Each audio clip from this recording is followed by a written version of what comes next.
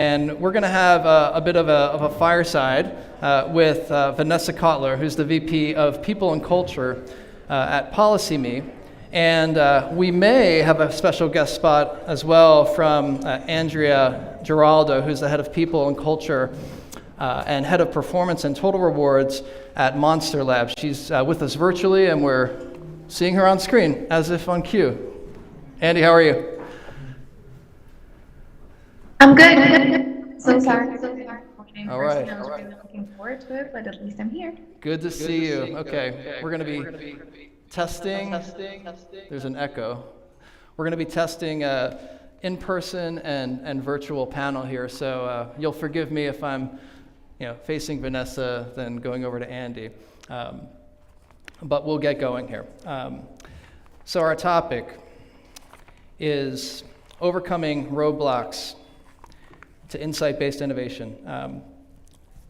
And as we were prepping for this session, the three of us had a good chat about how we see roadblocks and insights sort of collide in our respective organizations and in the industry. And there were three kind of big themes that we talked a bit about.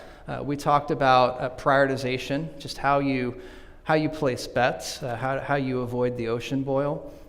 We talked about capability building, and of course, we will not have a talk on stage today without talking about AI in some form or fashion, which definitely has a place in this conversation. So on prioritization, it's so important and critical to have a view on how you do this to get to insight.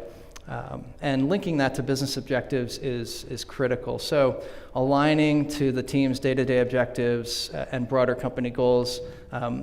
Vanessa, maybe we'll start with you. So give us a sense, just as a leader in your org, how you approach this. How do you prioritize the data, the problem sets that are most important and impactful to get your hands on, to analyze, to prioritize and move forward with? Yeah, great question, Ian. Can you guys hear me okay? Awesome. Okay, we see Andrea here, so she's still with us, so we'll see how it goes. Great question. I think when we were talking about prioritization, one of the biggest things is how do you tie the HR strategy or the analytics strategy that you're working on to the business strategy and needs?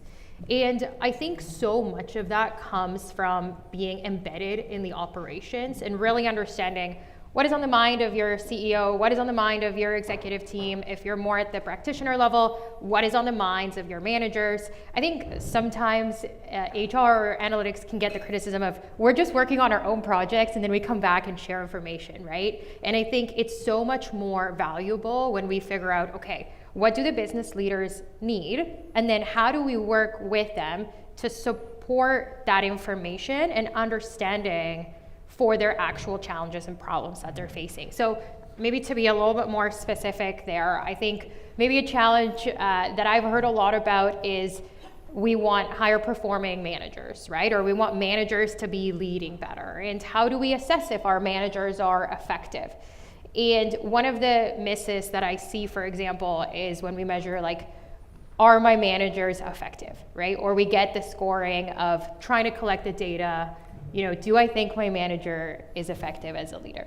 I think what's tough when we're thinking about what we prioritize is what do you do with that information then when you receive it, right? If you have a bunch of scores around my manager is effective, what changes if they are or they aren't? And what are the next steps you can take? So one of the things that I've seen work much better when you're prioritizing, and again, to tie that to business insights, is measuring areas that then you can actually act on. So for example, if you were to ask your individual contributors to reply about their managers, is my manager giving me effective feedback on a weekly basis? When you get a score for that, if the score is low, you know that what you need to take action on is helping managers give better feedback to their direct reports on a weekly basis. That is something we can do. So I think so much of the prioritization needs to be around actionable measurements that can then enable better operations. Love it. You said something in your answer that really resonates.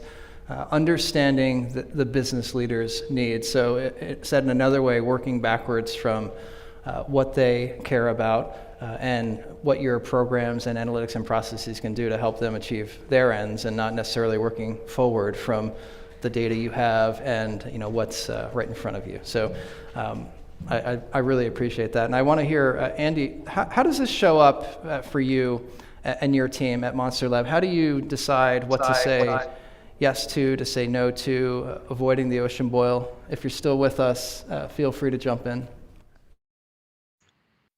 Thank you. Can you hear me okay? Good. Well, we're in the middle of capability building, really. And this also translates into understanding how our current data and our analytics capabilities really can span from a wide range of expertise to foundational to reporting, and really learning how to use a very different size of tools. So we've basically divided it into 3 stages: the early stage, the scaling stage, and the maturity stage. And depending on the team where you are, you're probably in one of these stages. So a lot of our HR functions really started in the early stage, as we were a bright new function in the company 4 years ago, which was a foundational growth. And this was focused on ensuring a clean, structured data and basic reporting to drive HR decision making. So this sounds pretty basic, but this is the core of getting that clean information and making sure that afterwards, and this is something we discuss, you get the right insights once you get the right information. A couple of other areas were a little bit more advanced. They were more in a scaling stage, which meant they had introduced more advanced analytics and capabilities, including predictive modeling, to their stage. And this is one of the things we're trying to do right now with strategic workforce planning and even with recruiting, as it really helps us in that scaling stage. And that's when analytics really come in to be able to help us get to that next level. Finally, at the mature stage, areas related to tech are really getting into machine learning for proactive performance management. And one of the goals we have on the HR side is to be able to start predicting nutrition and also unify it into our learning and development initiatives, such as based talent strategy.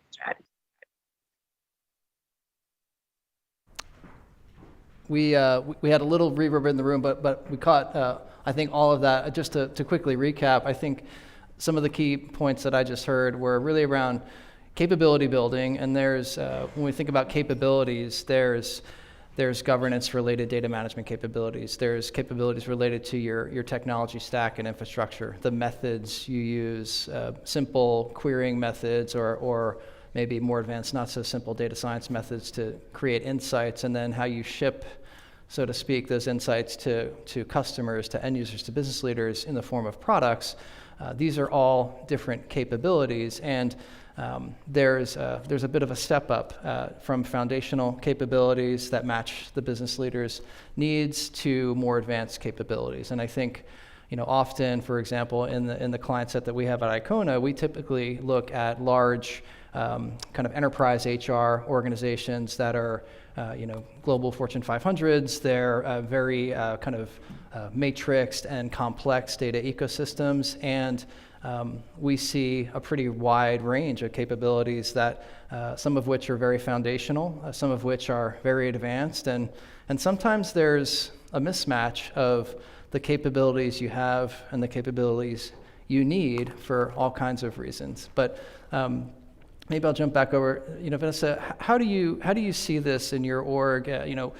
Capability-wise, where are you, and how does that sort of match up to where the business is and where it's going?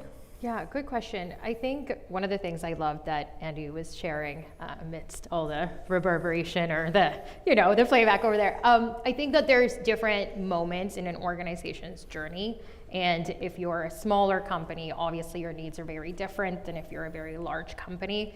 And I think that's totally okay. You know what I mean? I think we can all be at a table or in a room having discussions about what's impacting us and how it applies in our day-to-day. Because what's interesting is when you peel that back around capability building, I think a lot of the themes end up being similar around how we set up for success. So I think, for example, for us, one of the things we found, we heard about it in one of the talks earlier already, but you get a lot of questions, right? Hey, can I have the org chart for this? How do I support that? Or what is the answer to this like small employee data question? And I feel like what's interesting is I have peers that are operating in my role in very large companies, and still their teams get these same questions, right? So I think it's interesting that we're still answering a lot of these day-to-day things in the same way.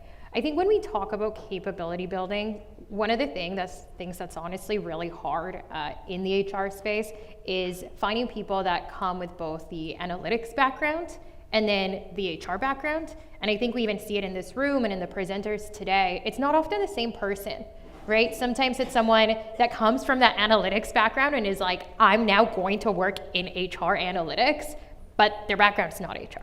Or you have someone whose background is in HR and they're really keen to learn the technical skills, but it's a slow process to get them to the place where they can deliver the insights. So I think it depends again on company stage, right? Right now, I'm the VP of People at a smaller startup company. So we don't have the resources to have someone dedicated, especially to the analytics portion within the people team. So there's a couple things that we do to address that. So we do have a data team. And our data team has someone that is an expert in the data space that can do all of the great things that I wish someone on my team could do. So when, for example, the recruitment side of my team needs some help or is looking for those insights, I look for them to collaborate with the data team to understand what those needs are. And we do the same thing on the people and culture side, right? Like we're looking for deeper insights, we work together. And I think what's so important is figuring out where you're at in that journey, what you need, and whether it's actually building it within your own team or collaborating more across the organization. I think what's great about the collaboration model too is then there's greater awareness as to the people function and the people data and what's going on in other parts of the business too. So I would say even if you do have the fortune of having, okay, sorry. We see Andy back here, she's in front of us, so I think they're trying to work out the mic. When you have the fortune of having that budget for that bigger overarching talent team and you do have someone that has the specific capabilities on your team, I would still always recommend have that person connect with their counterparts across the business, because if people analytics is just working on people analytics as a silo, that'll never be as impactful as if there is that cross collaboration across the business. Because we saw today, right? Like when you're looking at sales, for example, in the front lines, how are you assessing the effectiveness of your sales reps? Is that a people analytics challenge or is that a sales leader challenge, right? I would argue it's both. So the more that you can find those moments to tackle the problems together, I think that's also how HR gets much more embedded. And that's a lot of what I like to do with my team and in our organization. We're not solving problems, we're just there, right? We're part of the day-to-day, we're part of the support function of how we operate. One of the most common things I hear from orgs that are maybe smaller, maybe earlier in their journey, just company-wide, is that we care about data, but we're not ready for people analytics, or we're too small, and we're just not there yet. I would hear that, but then respectfully disagree with that. And the reason is that people analytics is not only about methods, far from it. The starting point for people analytics is data, and data comes from transactions. And whether you're an org that's enormous or just getting started, I'll bet you a nickel that you're at least recruiting people, paying them, giving benefits, and trying to stay out of jail as an organization. Those are all transactions that you may or may not be capturing vis-a-vis technology, which then gives you the foundational capability to just have basic analysis in place. So if you're not paying attention to your processes and where that transactional data is going, that's going to hinder people analytics down the line. But if you are, and you have a data team, surprise, you have an analytics capability, a foundational capability that will set you up going forward. So anyone that's kind of batting that around or heard that pushback in their orgs, we're too small, we're not ready, we only have mountains of data and we don't know what to do with it. It's like, well, you have a capability, a foundational capability, a push on your hands. So let me jump back. Andy, if you're with us, I see you on screen here. You said something that resonates with respect to the types of capabilities and disciplines. So people analytics, HR analytics, talent analytics gets thrown around a lot. In my experience, I've seen the space evolve to include all kinds of disciplines. So data engineering, project management, data science, research science, straight up just kind of reporting and querying. What are some of the capabilities that you really lean into at Monster, and how does that kind of show up for you? Maybe where are you capability wise, and where are you going with some of those maybe more advanced disciplines that you hit upon?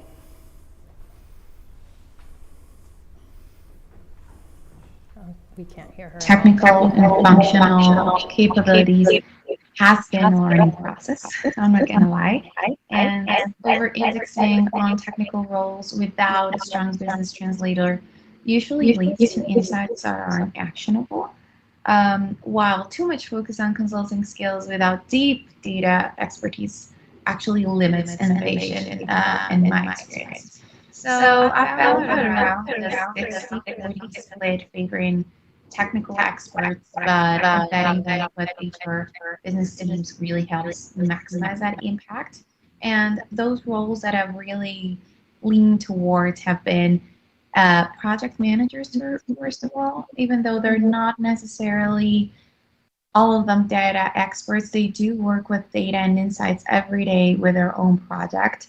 So they're very good at getting that early stage foundational growth focus on how to get that structure that we were speaking about earlier and how to help us into that scaling stage.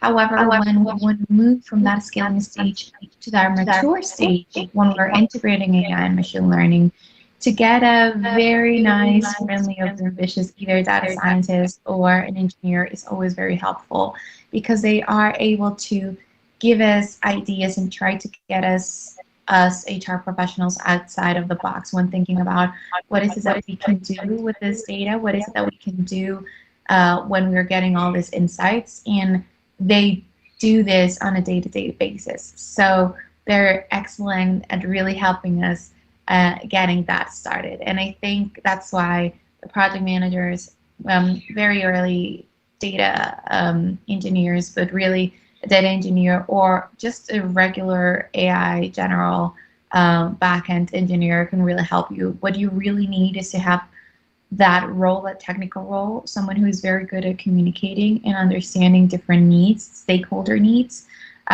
Sometimes product actually even intervenes, because product is very good at translating the business needs into the technical needs. So they happen to be that translator I was speaking about. But I would remain thinking about that 60-40%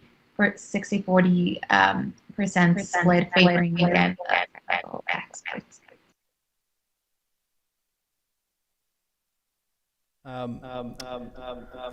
No, I'm reverbing.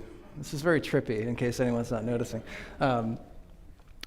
Something that I want to hit upon here is that whether you have a kind of a highly sophisticated, mature, capability advanced people analytics team, or you have the starting blocks, some of the more foundational capabilities, one thing I see all the time is that when you're either doing simple kind of data digs and reporting for the CHRO who just got out of a board meeting and they need to know ABC by 3 o'clock, or you have a more maybe nuanced long tail question that might involve research and predictions. You're drawing on data from your people data ecosystem, which is a composite of all the processes and programs you have in production, ideally in a place that people can go to and get information out of. So question, and maybe I'll bounce back to Vanessa here. How does your data team, in sifting through data, they invariably will find things that are perhaps wrong or don't match? How do they work with your program and your process owners? Recruiting, talent. people analytics teams are great at getting data, and then if it's messy, cleaning it up, but often they don't go back to talk to those program and process owners to say, hey, if your recruiters, for instance, closed those pooling recs, our time to fill metrics would be better. I know it's easier for them to keep it open than to create a new one and start over, but these little cheat codes happen all the time inside of orgs, and it's good for process, but bad for data. So leading you a little, but do you see that, and how do you sort of approach that? Yeah, it's a good question, and it's funny that you used that example because I was going to use that example. I think it's such a common issue in recruitment, especially around time to fill metrics and like the way that recruitment teams operate versus what's actually happening. And it's funny because we actually at Policemi, we close our recs at the start of every month and then we reopen them, right? Just to refresh them once a month. But I don't know, does anyone here use Lever? Do you know if, yeah, okay, I see one hand. Okay, and I see a laugh. I love that because she knows probably what I'm gonna say. So there's this issue in some of the, I would say, recruitment tools or just tools that we have available where like you do something that you think intuitively makes sense. Also from a data perspective, we were like, this is better because we're not gonna have these massive open recs, especially if you're hiring like 2 or 3 people into the same role. So you just leave it open and it's like, how do you know if someone was hired? Anyways. On the back end of that, when we try to pull all the data, it doesn't connect roles with the same title. So if you closed a software engineering role, but you reopened it, that now is taken as 2 separate things, and within the system you can't connect it. And when we were looking at it from a data perspective, we were like, this is very difficult now because our information is not connected. And I will say one of the things that I think in our space we're struggling is just having access to tools that enable us to operate as we need, but also give us good data and metrics in a way that we can use effectively. So to your point, if you're trying to clean up that data, can you even do that effectively, or what does that look like, or what type of data team do you now need to fix this issue that was created within a system? So a lot of the times what we're doing, back to your point on process, is trying to pull that back and see, okay, what is our process? Where is this breaking? What do we potentially need to change in how we're operating so that then we can measure more effectively? And one of the things that we always look at in terms of measurement, again, is what are things that we can take action on? So we try to be really, really specific because I do think we have a ton of data, and this is where I'm excited to talk about the AI piece that I know we're getting to soon.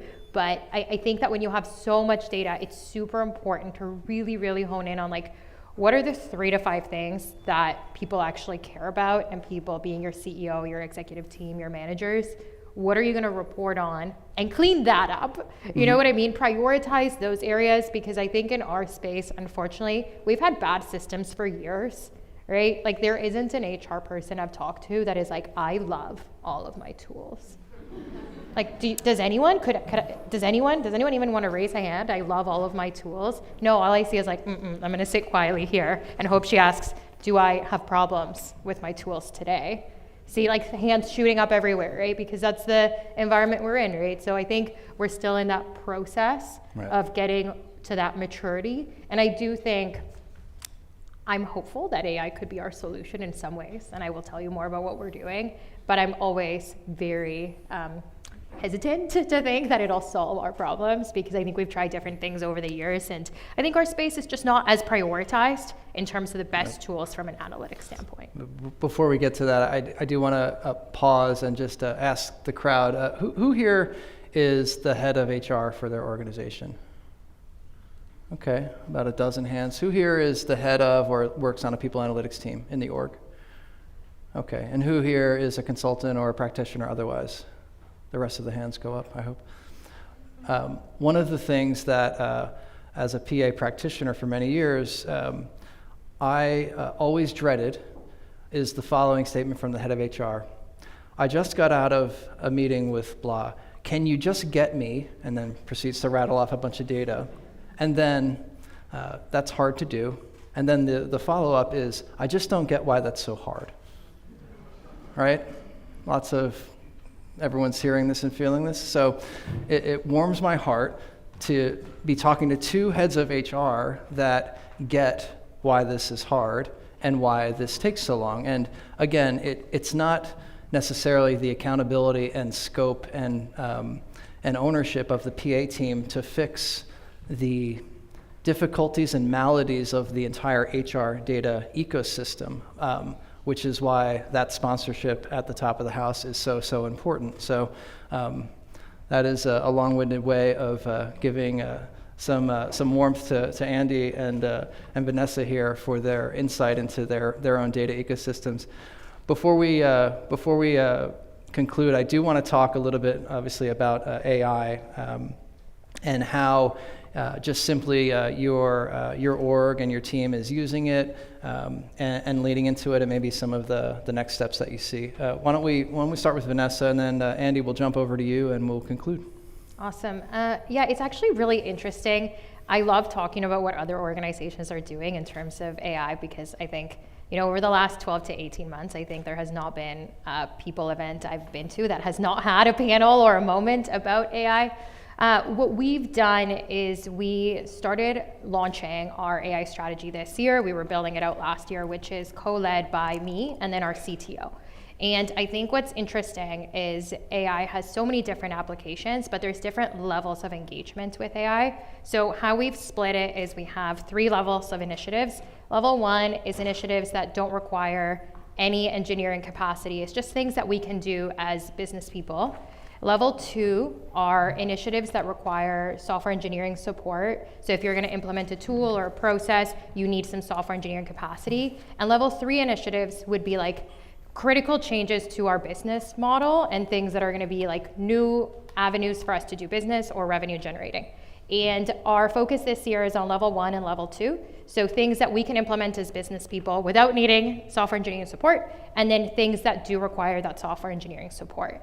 And to double down a little bit on what we're doing, especially around level 1 initiatives, we created an AI guild, which is a collaborative team across the business. So it has representation from all departments. And we have, I guess the best word to call them is AI champions that are then bringing back what we're talking about and what we're discussing to their departments. And it's people that were already using AI a lot in their day-to-day, so that it was something that they wanted to do. And to be honest, we had like more people put their hands up to be a part of this than we even had spots to get it organized, which was a great starting point. And we're doing a mix of training, sessions where people can pop in and just work on AI topics or ideas and have others support them so that they can collaborate. And also easy approval processes for ideas and tools, because so much, as I'm sure you're all dealing with, is what about PII, what's going into AI tools, how do we protect our information from our clients, how do we make sure we're doing this well? So we've created a process so that we can capture all the ideas, tools that people want, and also create inventory of that so that others across the business can know who's the owner for this, who's tried that, who can I talk to, and just democratizing access across our company. I could speak about this probably for like 30 minutes on its own, so hopefully that was a quick overview. Wonderful to hear. In the couple 30 seconds or so we have left, Andy, do you have a kind of a hot take on AI at Monster you want to share with us? Yes. I'm sorry. I actually have to speak very slowly so that the sound. My hot take is both hero and hype. While AI holds massive potential in HR and people analytics, and we're hearing this from Vanessa, many organizations are still navigating how to move beyond experimentation to actual real scalable impact. Currently, we are in an active experimentation and implementation phase very similar to Vanessa.